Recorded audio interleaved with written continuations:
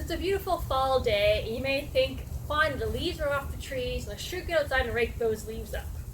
But in reality, you don't need to do that to be pollinator friendly.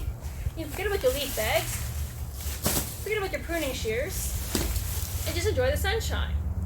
The best thing about the leaves is that they'll decompose naturally and provide nutrients for the soil. They also provide a lot of habitat for pollinators to overwinter, because it shelters them from the snow and the cold.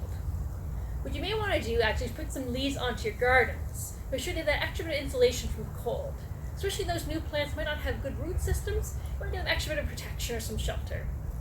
So you want, grab your rake and just do a few swooshes onto your garden.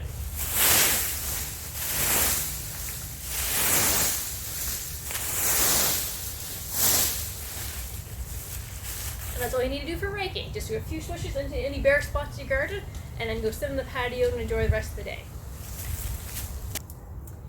Something else that might be in your garden to-do list this fall is to cut everything down to ground level to make a nice sort of clean garden, a very smooth garden.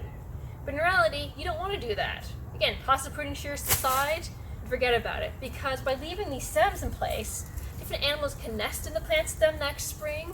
They can have their cocoon, for instance, with butterflies and moths attached to the plant stem over the winter time. The seed heads themselves provide food for animals over the winter time and provide visual interest. When the snow falls on top, it's very pretty looking. So don't worry about cutting things down to ground level, just leave them be. If you did end up cutting down some plant stems that are in the way, or perhaps do some down tree branches, the best thing to do if you can is create a brush pile on the side of your property. By adding your branches and plant stems to that site over the course of the year and over the top of many years, you create additional habitat for different creatures. They can nest in there, overwinter in there. It keeps the nutrients and nesting sites in your property.